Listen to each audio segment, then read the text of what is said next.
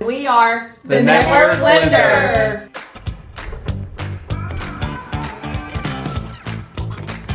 Welcome to the Network Blender, where we bring together the conversations shaping our communities, our businesses, and our future. I am Tammy Escobedo, one of 4 hosts at the Network Blender and the host of Zen and Juice, where we explore health, wellness, and the people making a difference in our communities. Joining me today is Kim Johnson with the Local Blend. She's going to highlight what's happening across our local communities.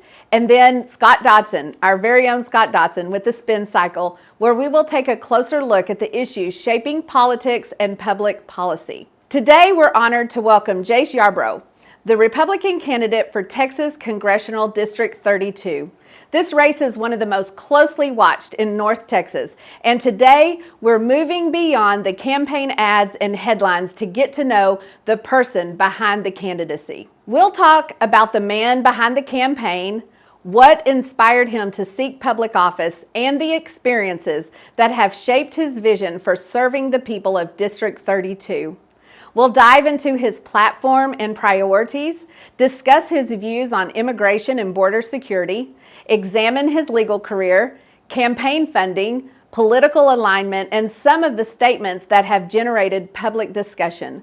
We'll also take a closer look at the unique needs and opportunities facing Congressional District 32 and hear how he plans to represent the communities that call it home. Whether you already support him, are still undecided, or simply want to become a more informed voter, our goal is to ask thoughtful questions and give our guests the opportunity to share his perspective in his own words. Jace, thank you for joining us today. We appreciate you taking the time to be here, and we're looking forward to a great conversation in our next segment. So grab your favorite cup of coffee, settle in, and stay with us as we blend politics, policy, and conversation. Welcome to the Network Blender.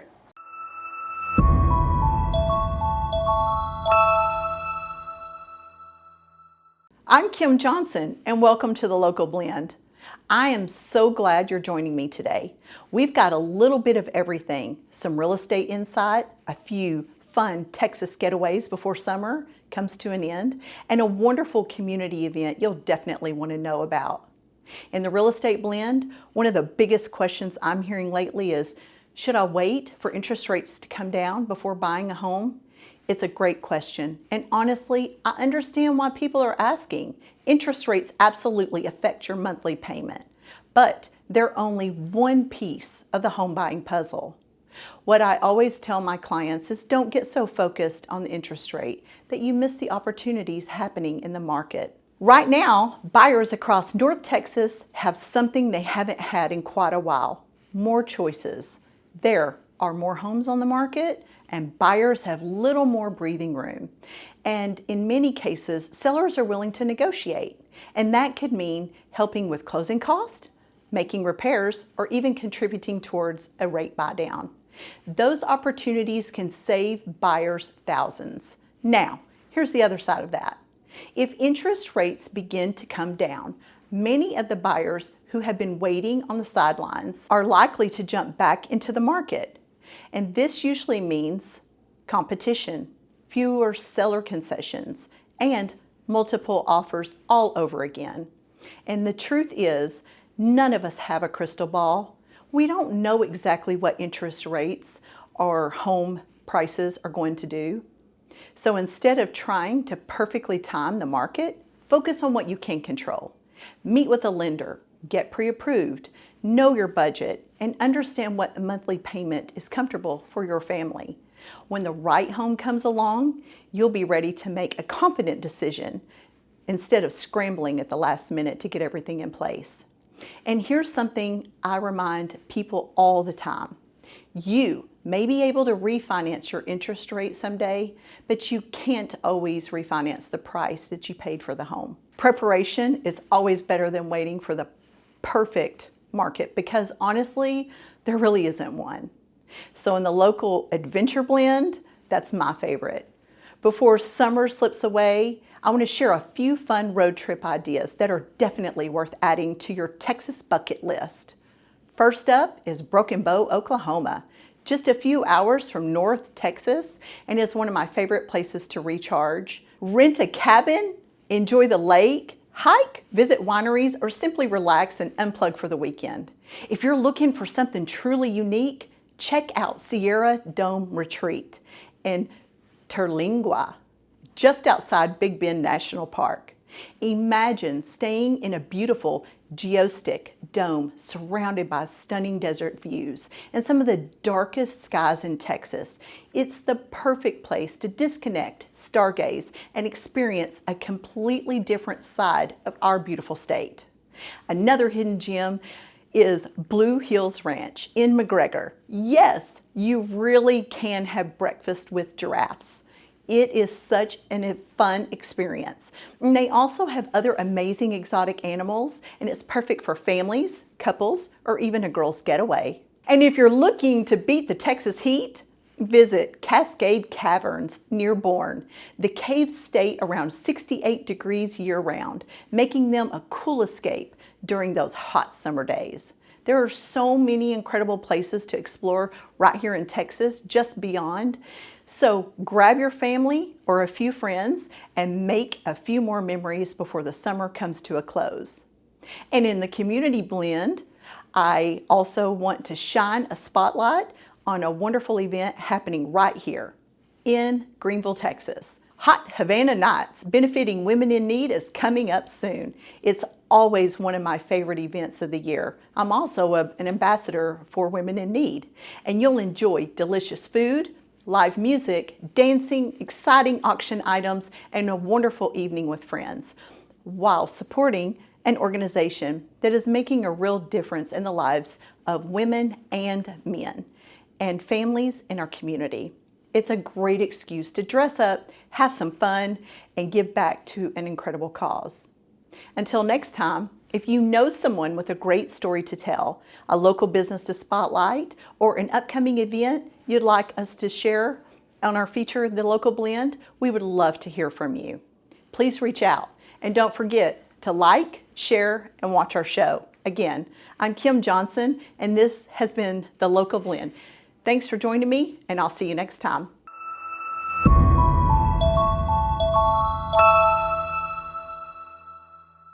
Hello everyone, and welcome to Zen and Juice. I am Tammy Escobedo, and today we're talking about something that we can all appreciate during a Texas summer: staying cool, staying hydrated, and avoiding those unhealthy snacks and the choices that always seem to sneak in when we're on the go.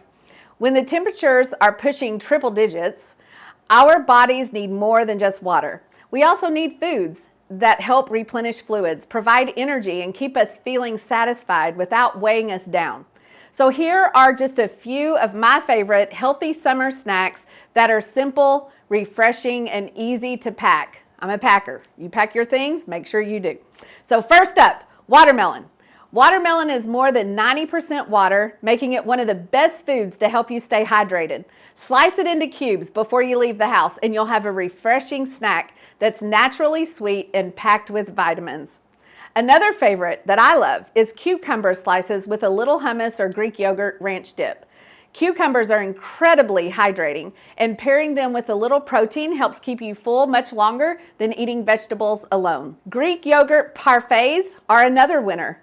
Layer plain or vanilla Greek yogurt with fresh berries and a sprinkle of granola or chopped nuts. You'll get protein, fiber, antioxidants, and just enough crunch to satisfy that snack craving. Speaking of berries, they are one of nature's best grab-and-go snacks. Blueberries, strawberries, raspberries, and blackberries are loaded with vitamins, antioxidants, and fiber while being naturally low in calories. And if you're looking for something a little more filling, try apple slices with peanut butter or even almond butter. That combination of fiber, healthy fats, and protein gives you lasting energy without the sugar crash. Here's another fun one. If you have kids or grandkids around, freeze grapes. Grapes are amazing when they're frozen. They become little bite-sized frozen treats that taste almost like popsicles without any added sugar. One snack I always recommend is a homemade trail mix. Skip the candy-coated versions and make your own with almonds, walnuts, pistachios, pumpkin seeds, sunflower seeds, and maybe a few dried cranberries for a touch of sweetness. Just remember that nuts are nutrient dense, so a handful really does go a long way. If you're craving something crunchy, reach for air-popped popcorn. It's a whole grain, high in fiber, and much healthier than a bag of potato chips.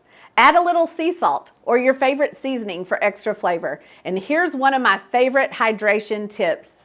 Infuse your water with fresh fruit.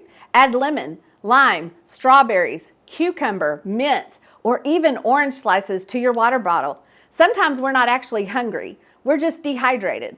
So drinking flavored water naturally encourages us to drink more throughout the day. And finally, don't forget about protein. A cheese stick, a hard-boiled egg, turkey roll-ups, or roasted edamame can help keep your blood sugars steady and prevent those afternoon energy crashes. And as you're enjoying your summer, remember this simple rule. Aim to combine hydration, protein, and fiber whenever you snack. That's the perfect recipe for keeping your energy up, your cravings down, and your body fueled for all those summer adventures. Healthy living doesn't have to be complicated. Small choices made consistently can make a big difference. So stay cool, stay hydrated, and I'm Tammy Escobedo, and we'll see you next time with Zen and Juice.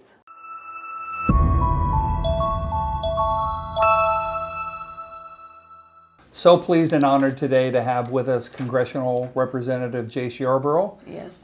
Representing the GOP here for Congressional District 32 in Rockwall County and all points east, as well as some of Dallas County and some of Collin County. Yes. So we're happy to have him representing all of us. So Jace, thank you very much for Yes. taking the time to come in and chat with us a little bit today about you, your family, your campaign, and really what some of your core beliefs are for representing this district. Thank you very much. Sure. Thanks for having me, Scott. I really appreciate it. It's a delight to be with all of you. Thank you, sir, very much. Now, listen, tell us a little bit about where you grew up. Your family's been in Texas for a minute. Yeah, we've been here for a while, 7 generations. So great-great-granddaddy came over in 1835 and fought in the Revolution. Right. He was an older man at the time, actually. Lived a remarkable life, but the Republic of Texas gave him a part of McCulloch County down further south than we are now. Right. He ended up dying at 88 in a bad horse deal in his own corral. Oh, no. Outlived 2 of his 3 wives, sired 13 children, and I'm a descendant of his oldest son.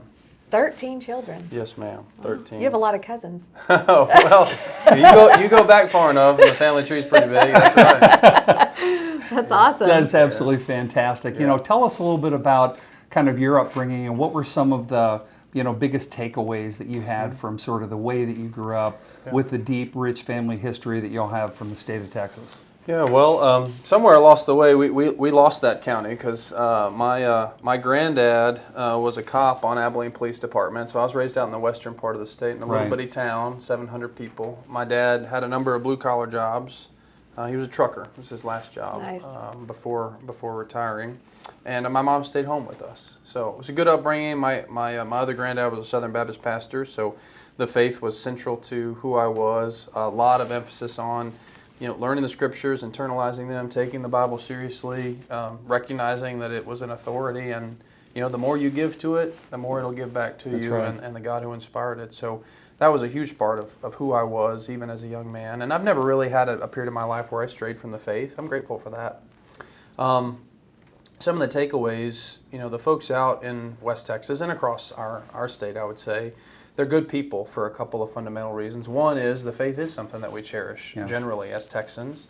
We also love where we are and where we're from. We love our heritage. We love our communities. We love our fellow Texans. We want to be a source of dynamism, energy, blessing to other parts of this great union. And I think that makes for some of the strongest communities in the country, right? And one of the themes that you'll find in kind of how I think about public policy is the love that people have for the place they are, the love they have for their immediate family members, for those that they can reach out and touch, that those are sources of national strength. And the stronger those bonds are, the stronger we are as a people. Right. And so I think one of the things that I'm sure we'll talk about a lot is how those bonds are being frayed and stressed and strained, unfortunately, often because of government programs that have incentivized our own destruction. So those two things, a big part of who I am, my takeaways from sort of how I grew up out in a little bitty, dusty West Texas town. That's Nice. terrific. Great, Nice. great upbringing. Yeah. So you went to UT Austin for electrical engineering and government. Two very different degrees. How does an engineer end up with a Stanford law, at Stanford Law, and then into politics? Yes. Well, I didn't plan on getting those two degrees, those two undergrad degrees, when I went to school.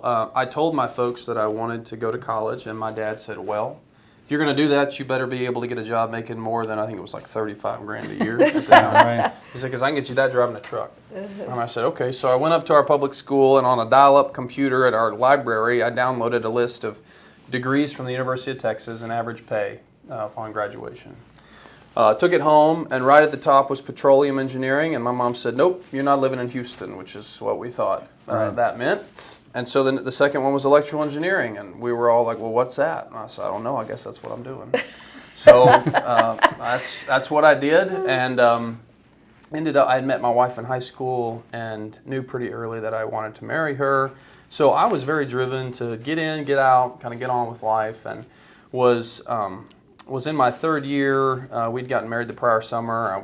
I had 10 or so hours left to finish the degree, and I had to take this required government class, and I was so frustrated by it. And the name of the professor that taught it was Polish. It was the only one that fit in my work schedule at the research lab. So I'm thinking, I'm not even going to be able to understand this guy. Right? Yeah, right. His accent's going to be terrible. It turns out he was a faithful Christian with dual appointments in the philosophy and government departments. Oh. And the class was the constitutional debates, so we read the Federalist Papers, the Anti-Federalist Papers, Madison's notes on the convention, the Constitutional Convention. And I loved it. And I sort of, for the first time in my life, kind of woke up a little bit and said, well, I can do this engineering stuff, but I don't know that's what I enjoy the most. Mm-hmm. So ended up staying for 4 years. He became a mentor. I took 5 or 6 classes with him, most in political theory and philosophy, natural law theory, these sorts of things. But it wasn't planned, but like most things in our lives, the things we don't plan often turned out to be the things that are the biggest blessings. So That's right. So I know that you and your wife, Elizabeth, a former school choir teacher, founded St. Francis Academy after deciding to homeschool your children and seeing what was being pushed in public schools during COVID. Yeah. Can you tell us a little bit about that? Sure. I am more proud of that little school than anything else I have ever done professionally. So we are a homeschooling family. We have been since our oldest, who's now 13, was of schooling age. My wife was a teacher. She was a middle school choir teacher before we started having kids, and she stayed home. We, in 2021, like a lot of conservatives, we were shocked by what we were seeing in the public school system, even though we had never put our children in it. Now, I was totally public school educated all the way through. Right. But there's a big difference between the sort of school I went to in a town of 700 people. I mean, we still got corporal punishment when I was there. Yeah. Right. If any substitute teacher sent you to the principal's office, automatic swat. Didn't matter what it was The for. paddles with I the got holes drilled in them? There you I got go. a few of those in my day. Yeah, Yes. we all did. So a little different now, but we had some friends and family. They, just in conversation, said, "We don't have the financial resources to get our kids out of this place. Mm-hmm. We don't have the formation ourselves to give to them an education that we think they should get. What do we do?" So we started St. Francis Academy, which is a very low cost university model classical Christian farm school. So we bought into 4 acres. We have a model that allows us to keep, at least for our lower school, our tuition under $1,000 per student per year. But we have very, very high barriers to entry because we rely heavily on the families we admit. So we're very closely with mothers and fathers in teaching. 2 days a week they're homeschooling, 2 days a week they're on campus. And we've got pigs and chickens, ducks and rabbits, fruit tree orchard, vegetable garden, all the things that are part and parcel of what the kids do every day. Mm-hmm. And I'm sort of happy to talk a little bit about kind of education philosophy, but that was the genesis of St. Francis Academy, and we'll start the 2026 school year with 62 or 3 students. Wow. Wow. That's incredible. Where I grew up in southern Indiana, we had a 1-acre garden, and I think my parents viewed that as indentured servitude. So, but I'm telling you, having the kids have access to chores and responsibilities Yes. with animals and to see the impact that those responsibilities have, I think are terrific life lessons. They are, yeah. I don't want to have chickens, but I like my friends who do because the eggs are great. Yeah, they are. They are. Yes. Well, you are a seventh generation Texan, Yes. right? You are a descendant of a veteran of the Texas Revolution. Correct. Yes. So with roots going back to the Texas Revolution, what does Texas mean to you that someone newer to the state might not fully understand? Yeah, well, I'll go back to it means first and foremost a love for this place. I say we got a double portion of the American spirit, right? Our ancestors crossed a pretty wide expanse of unknown territory, settled in a foreign land that was occupied by some hostile folks who didn't share our cultural Christian convictions. They stood up to a government that was depriving them of rights that they once enjoyed as free men in that state. And against all odds defeated what at the time was the most powerful army, at least in this hemisphere. And so I think we're right to be proud of that heritage. I think we're right to want to hand it on to our kids. And the thing that you'll hear from even, members of other states in this great union, if you're from Texas, people love being from Texas. And sometimes they're a little off-put by the pride we have in our state. I say it's a good thing, right? I want people from Maine to, Florida to be proud of where they're from. Yeah. And let me tell you about where I'm from and why I think we're the best and why I want to share that with other people.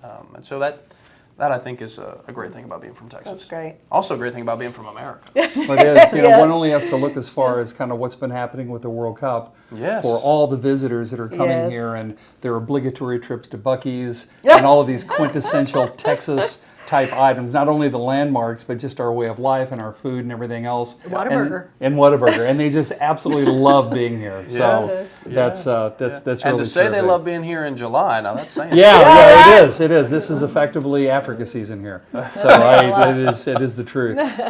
President Trump gave you such a terrific endorsement during your earlier campaign this year, the primary.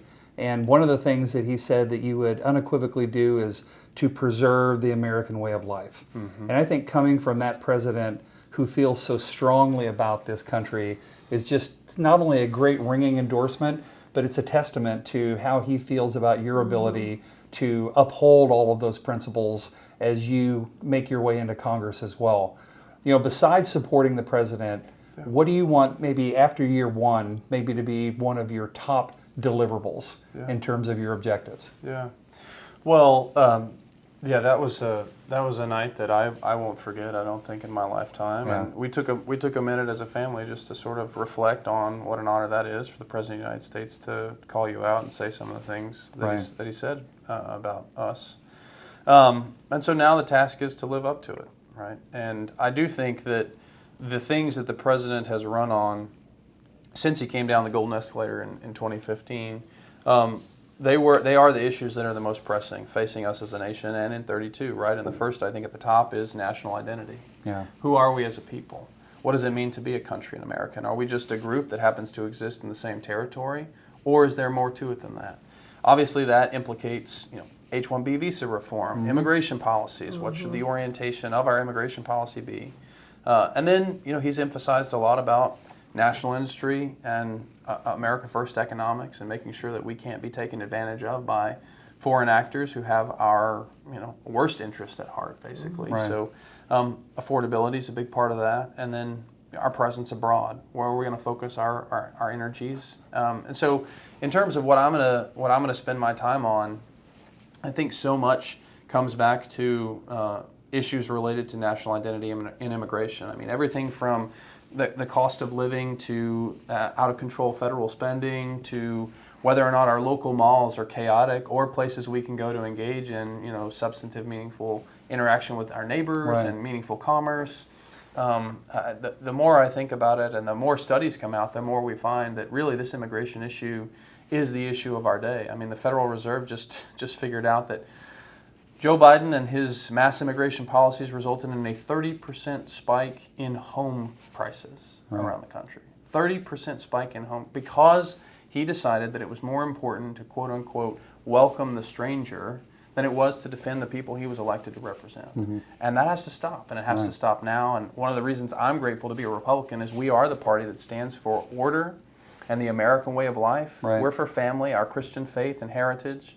And we say at the end of the day, look, our first priority is the people that elected us, and we're responsible to use the taxpayer and the public fisc for means and ends that promote Americans and their prosperity. And I am 100% dialed into doing that. We are delighted to hear you say that. You know, as you think about your geographic expanse here in Texas, right? Mm-hmm. You have a long, narrow area in Texas, but it represents a lot of different people and demographics and what have you.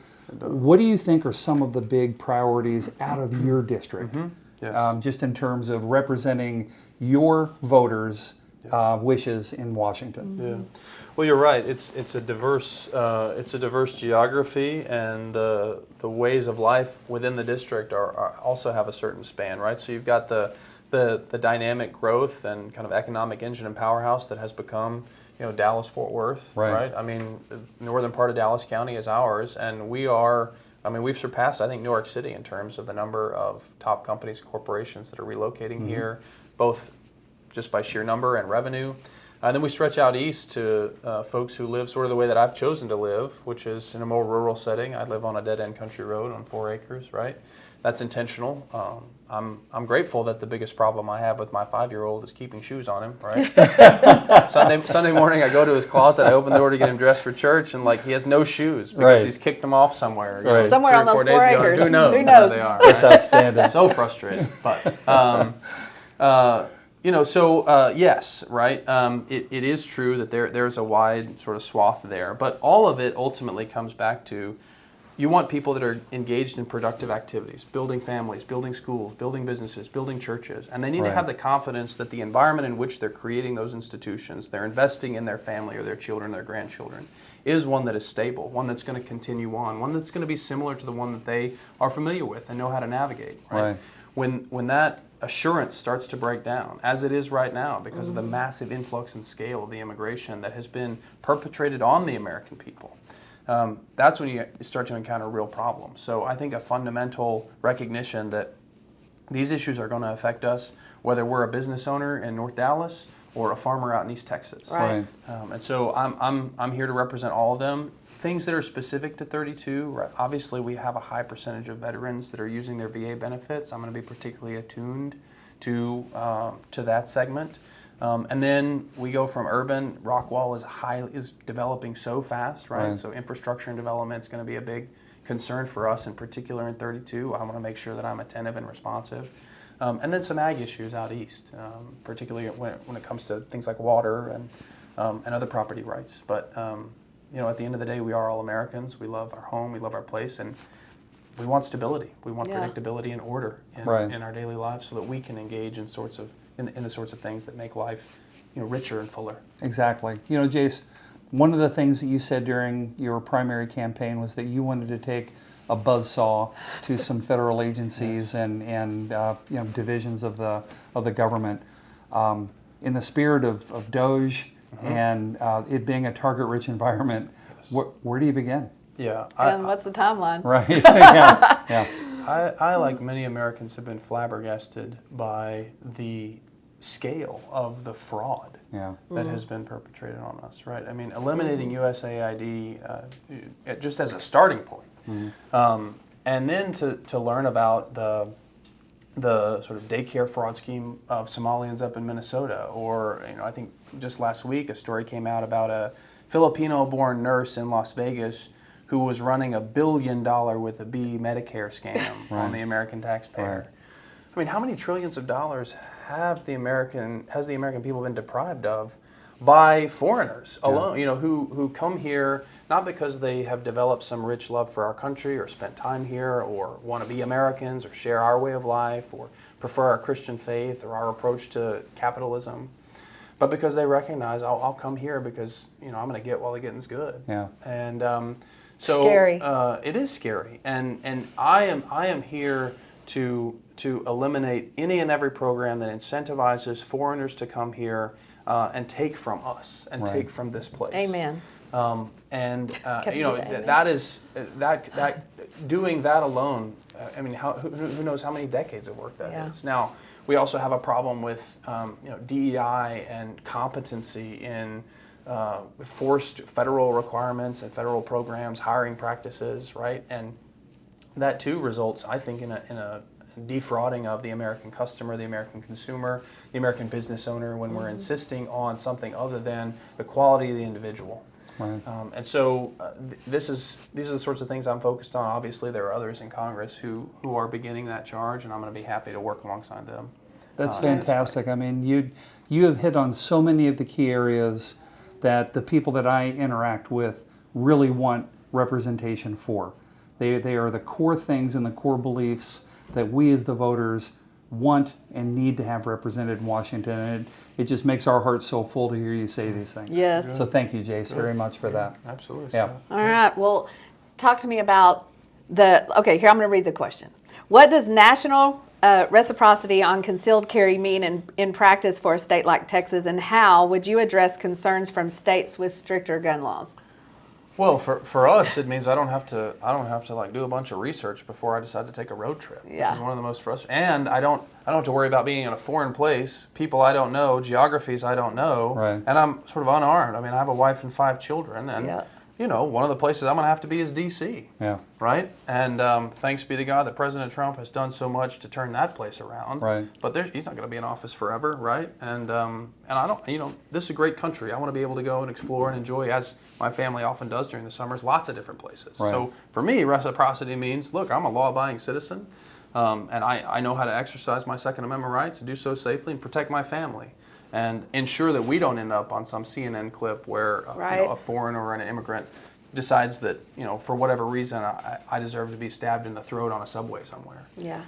So when I think of national reciprocity, that's what I think. I'm like, hey, you guys should recognize the rights that I have under our Second Amendment, regardless of the state that I come from. And so, that's in terms of those states that are, in my opinion, currently infringing on our Second Amendment rights. Like, you just need to get over it, right? Like, there are hundreds of thousands, millions of law-abiding Americans who conceal and carry every day.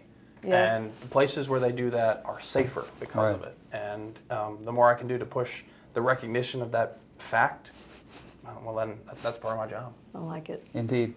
Good. There's a lot of talk about data centers targeting Texas, right? East Texas, West Texas primarily, right? Yes. What are your thoughts on that? And specifically with regards to the natural resources, in this case, water, it will require to cool those facilities and keep them operating at an optimum level. Yes. The first thing to say is the fundamental code that AI, to use a generic term, is written in is going to be written either in Mandarin or English. Yes. And we better make sure it's written in English. It's a national security issue. We have got to beat the Chinese Communist Party in this AI race. And we are in an AI race with them. Now, we have to do that in a way. The ultimate reason to do that is because you want to guarantee and ensure the American way of life and prosperity for Americans. So the last thing you want to do is deprive them of their property rights, deprive them of natural resources that they as a community have stewarded well, Right. in order to win the AI race. The key for me is domestic energy production, right? One, energy bandwidth is going to be the determiner for who's going to win that race. We need to expand domestic energy production, create our own energy independence for that reason alone. But it also allows you to develop closed-loop systems where you don't have to burden the local water supply or drive up energy prices. If you yourself are bringing your own water treatment plant, for example, or developing your own energy. And so the key is going to be unleashing domestic energy production, increasing domestic energy production in order to accomplish both those goals, and I think we can do that. I mean, the president has famously already done so much to make sure that we continue down a path that we've been down, thankfully, for about a decade of becoming energy independent. It's kind of the space race of our generation, isn't it? Correct. Yes, I absolutely agree with that. Yeah. So that kind of segues into my question. I'm just going to read it straight out. So what is your position on federal energy policy, and how do you square expanded fossil fuel production with the district's suburban Dallas voters who may prioritize other issues? Yeah.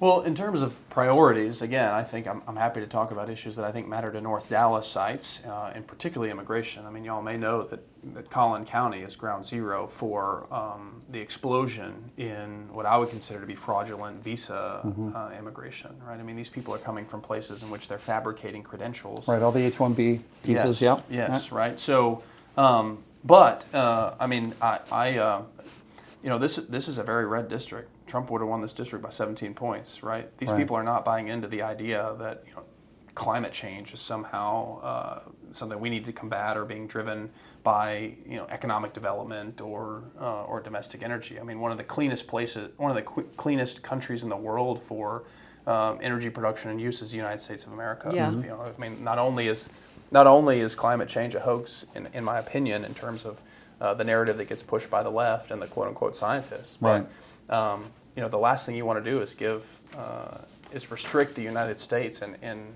our energy production because we do it cleaner than anybody else. One of the things that you've called for was repealing the 1965, I think it's the Hart-Celler Act, Yes. Which ended national origin immigration quotas. Yes. Can you tell us a little bit about that? And obviously, in your career as an attorney, what's the legal direction from that particular point of view? Well, the decision to unleash mass migration into our country was a conscious decision, and the incentives for that to happen and the systems by which it happened were perpetrated by the United States government, both in terms of its willingness to, for example, give 2% government-backed loans to foreigners on H-1B visas. Yeah.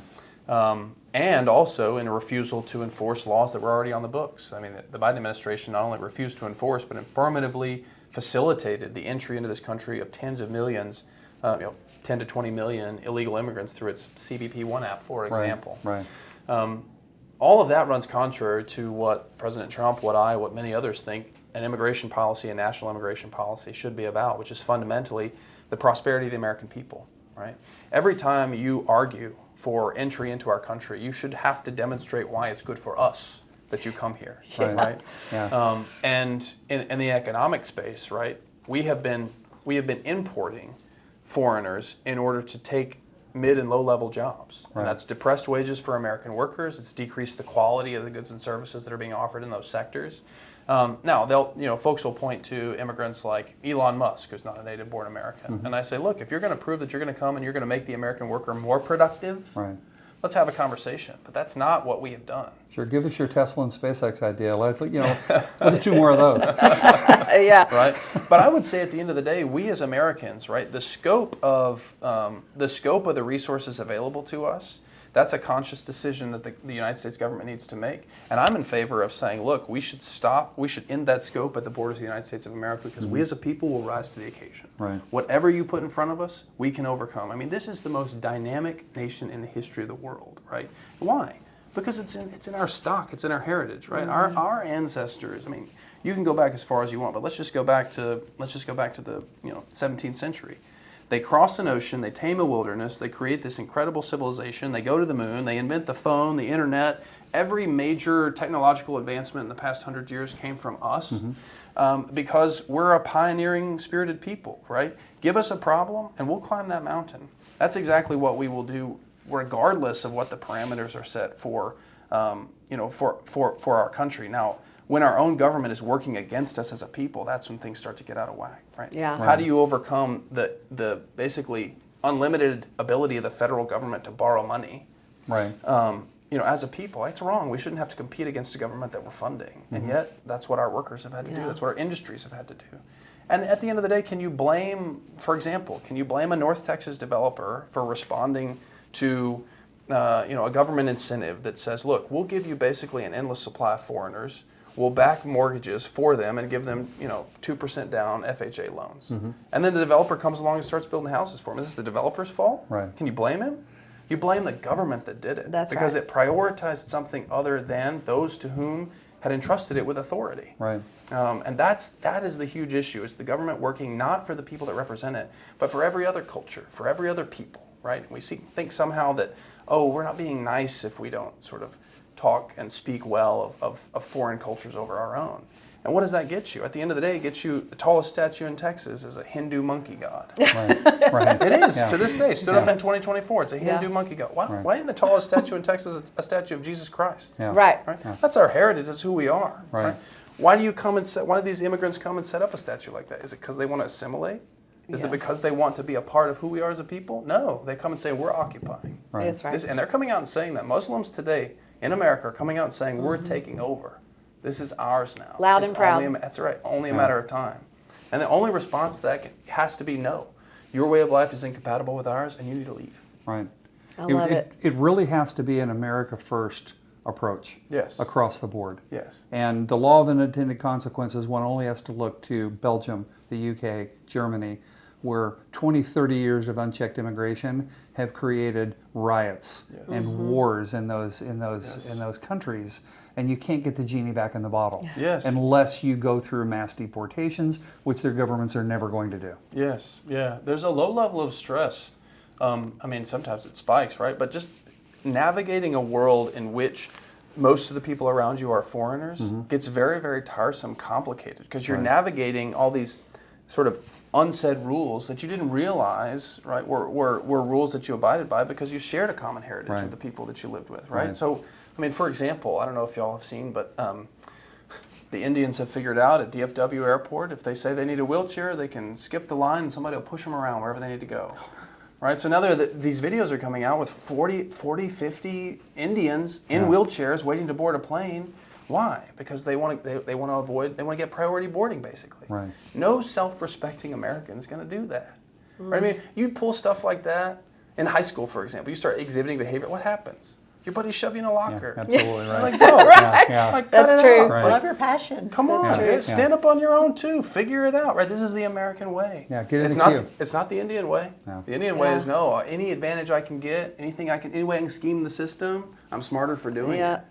That's not who we are as a people. And they haven't been here long enough, and they've come in such great numbers that they haven't assimilated, and they're not interested in assimilating. And that's the biggest problem. Yeah. The only way you come here and get to stay is if you love this place and you prove it and you forego your allegiance to anywhere else and say, I'm bought in here in America. Right. Then we can have a conversation, but not before. I like it. So I'm American citizen voter, right? Good for you. Congratulations. That's a privilege. And It is a privilege. it scares me a little what I see on the news or what I see in the media because you never know what's true or not true. So I'm going to preface this next question with that. And my question is, there are multiple Chinese billionaires and elites who are really making the news because they're building large mega families through surrogacy, Yes. right? Families. The Supreme Court recently upheld the decision to allow newborns in this country automatic citizenship, even if their parents are not citizen themselves. So what are your thoughts on this decision, and does that really make sense for the United States? Most destructive decision that I have come across in a long time, maybe in my lifetime, because it goes to the heart of this issue we've been talking about, right? So you cannot create a cohesive, strong, vibrant community by simply dropping people of various backgrounds and formations and then applying a sort of set of conflict resolution procedures to them with some neutral third party, right? Which is sort of the conceit that the American elite class has been under for the past 3 or 4 decades, right? And this decision is, shocker that it came from, those who have degrees from like Yale and Harvard, right? I mean, you have to be overeducated to think that this makes policy sense, right? Way overeducated. And I have no patience for it, right? These people are completely removed from the effects of what their decision is going to render on the ground, right? Because it's going to result in chaos in public schools. It's going to result in chaos in, local businesses, right? People are going to start to retreat into their own homes and spaces. And the people that suffer are those that I think these 9 justices would say they care most about, which is average Americans, right? People of ordinary means, working class Americans. The idea that you could come over like a foreigner, and people have mentioned these just ridiculous scenarios, right? You come over at 38 weeks to Guam, pop out a kid, and then go back home and never come back. And this child is supposed to have all the rights that I have as an American citizen. When my forebearers have been here for 4 or 5 centuries, when my great-great-grandfather fought for the independence of the state that I live in, and we've owned dirt here worked the ground here, given our sweat, blood, and tears here for centuries. I mean, that's ridiculous. The worst part is that we are in a cold civil war with the left, and we are, the CCP is absolutely a geopolitical rival. And these billionaires who are, quote unquote, siring, 100 kids through surrogacy, getting them American citizenship, finagling American citizenship, defrauding us, us as a people, and then raising them over in communist China. I mean, what happens whenever they come back, right? Their national They've been indoctrinated. Yes, Yeah, right. they have. Yeah. And they're national security threats, Right. and direct result of the Supreme Court's decision. I think those presidents in the past, whether he said it or not, the quote attributed to Andrew Jackson. Well, John Marshall's made his decision. Let him enforce it. Right. We have to have a return to what I say has been the approach to the Article 3 branch for most of our history, which is other constitutional actors are required to abide by their understanding of the Constitution.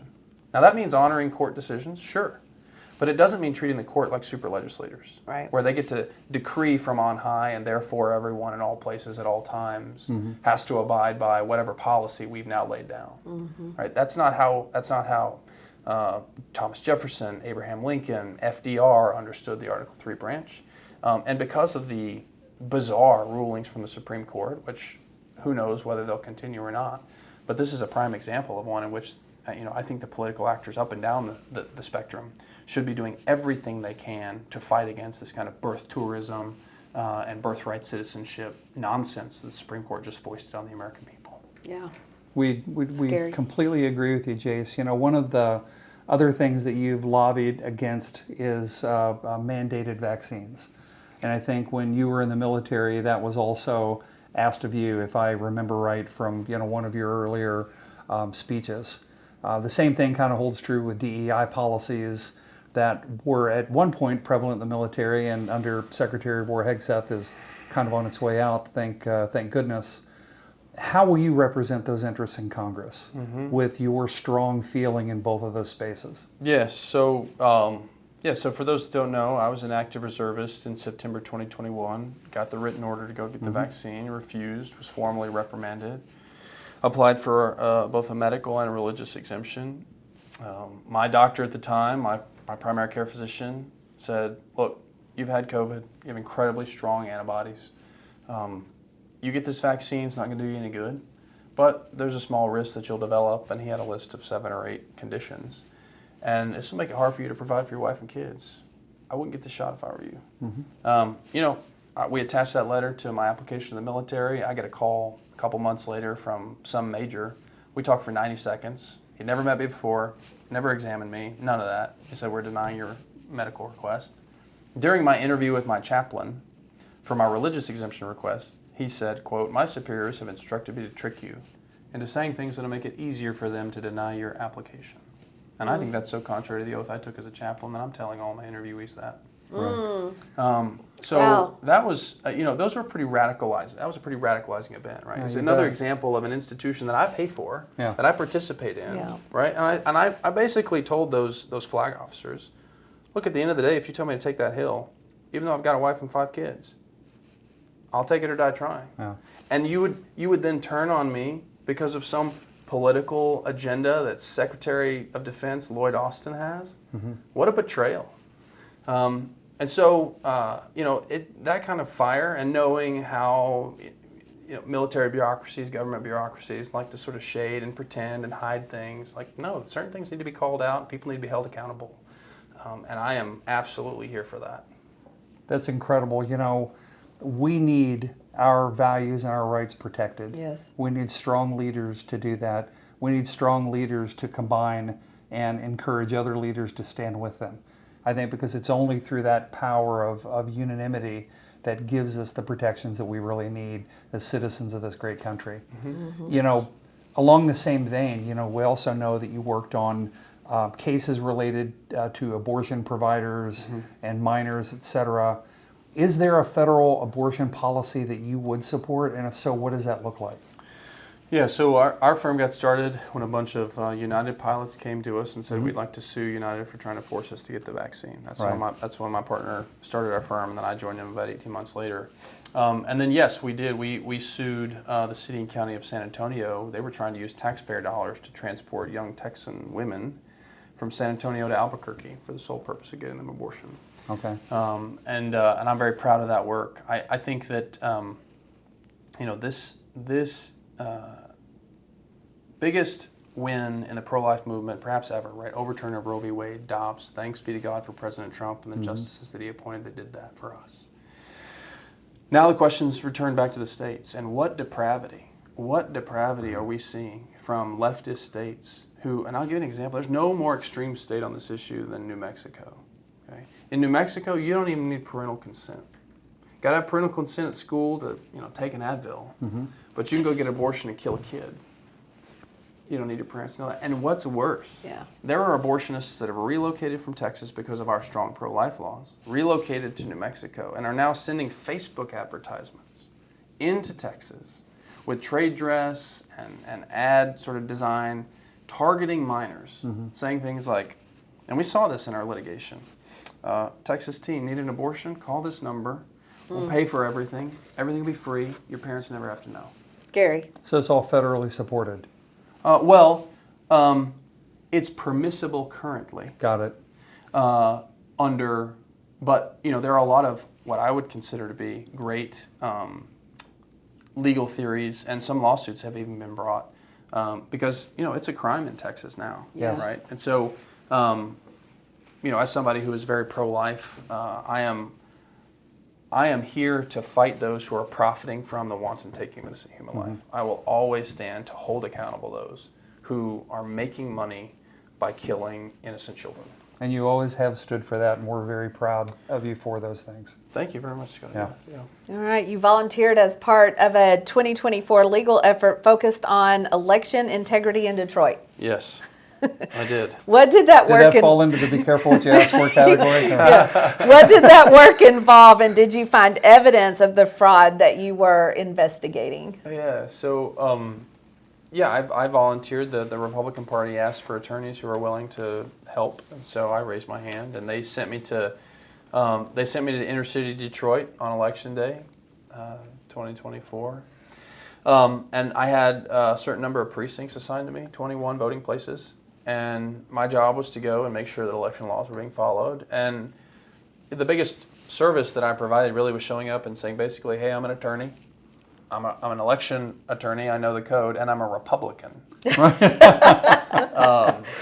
that got some looks. Yeah. I remember in one polling place, one of the things you watch out for is propaganda, campaign propaganda. And it's in what's clearly a historic black church. And met the pastor and a couple of folks, and we had a great conversation, even though I could tell they were a little nervous the whole time. Right.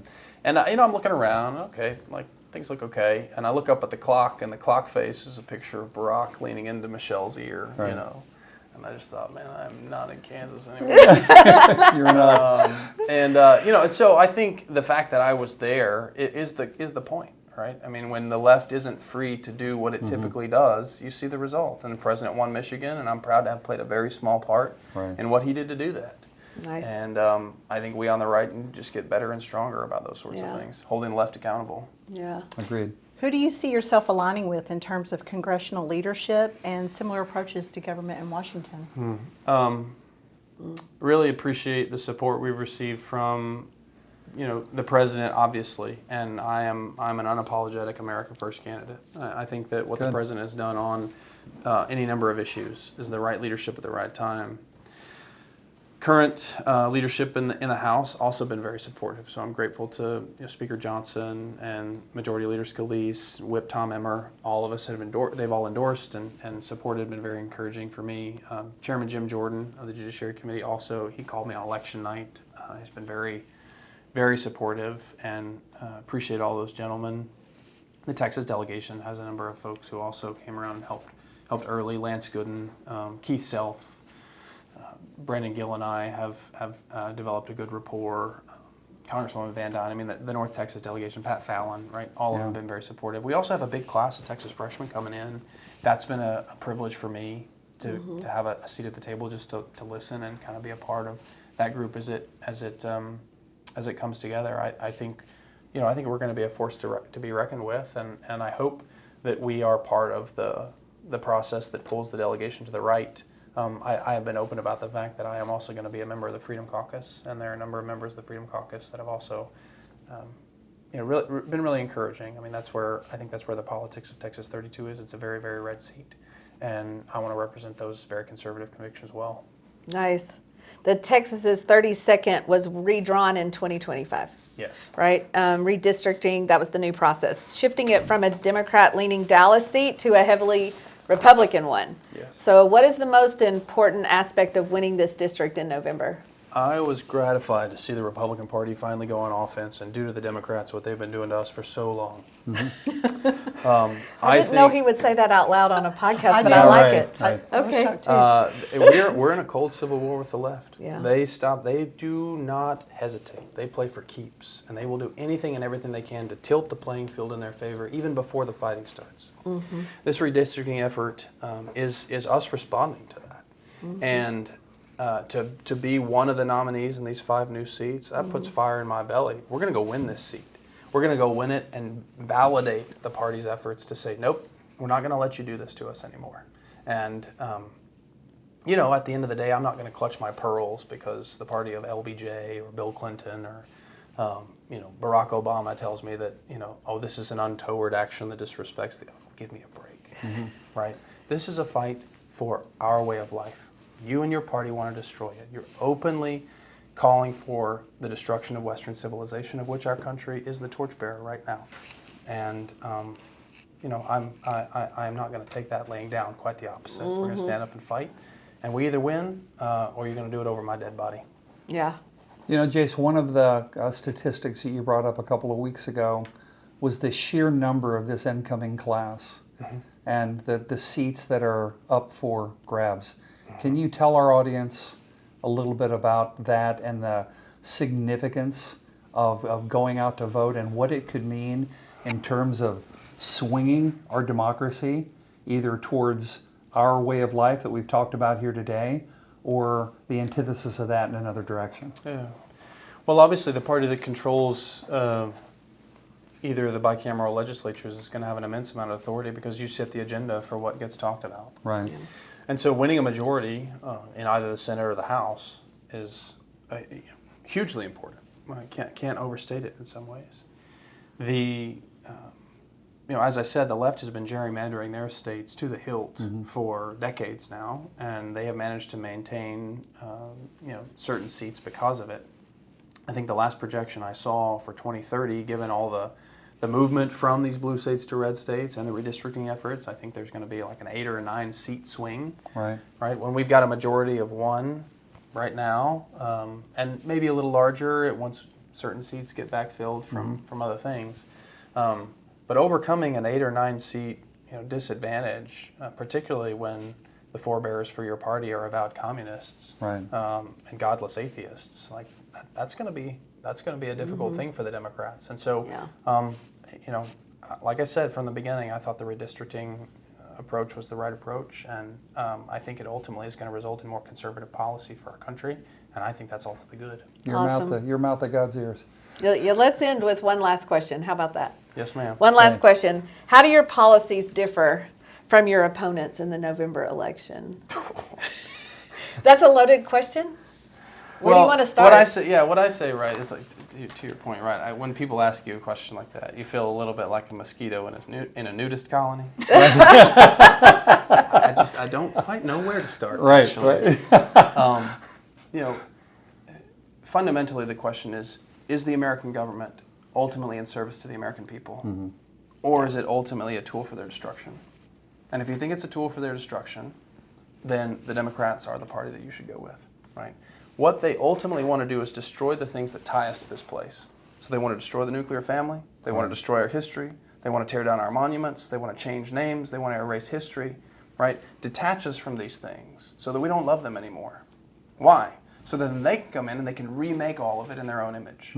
with ultimately them as the arbiter of all things that are good. Right. Right? They want us dependent on our government because it increases and compounds their power. And I will give the Democrats this.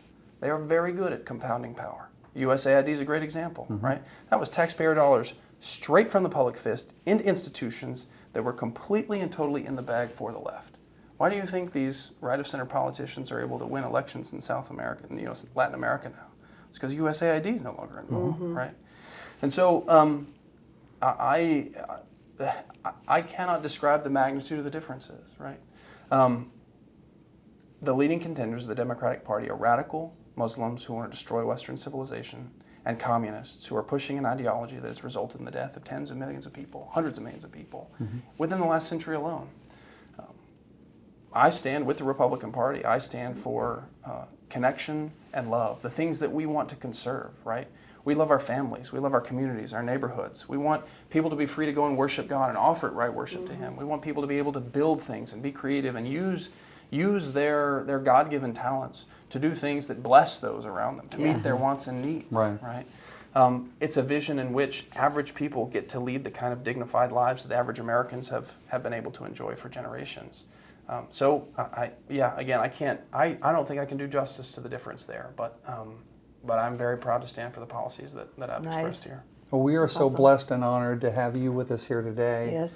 And, also so grateful of your candidacy for CD32. And folks, I got to tell you that elections have consequences. And we're at a point in our lives where this election could be the most pivotal in our entire lifetimes. So if you're inclined to want to fight for the American way of life and preserve everything that you've worked for your children and generations to come, then you need to get out of your living room and you need to go vote for this man right here, Jace Yarbrough, for Congress. And we are so very thankful that you joined us here today, Jace. Thank you. Thanks, Scott. Yeah, our pleasure. Thanks yes, for your sir. time. Absolutely, yes. Glad you're here. Yes, Thank you you all very much. I'm Thanks. really grateful to you. Thanks. We'd like to thank Jace Yarbrough, Republican candidate for CD32, Congressional District, right here in Rockwall County, extending all the way out through East Texas, for sharing a little bit with us today about his background, his upbringing, his thoughts on policy, and how he's going to represent us here for the Republican Party. And we'd also like to thank our great partners here at the Hub, at Fate Station, for allowing us to film here every month. Yes, and I'm Tammy Escobedo. I'm Kim Johnson. I'm Scott Dodson. And we are The Network Blender.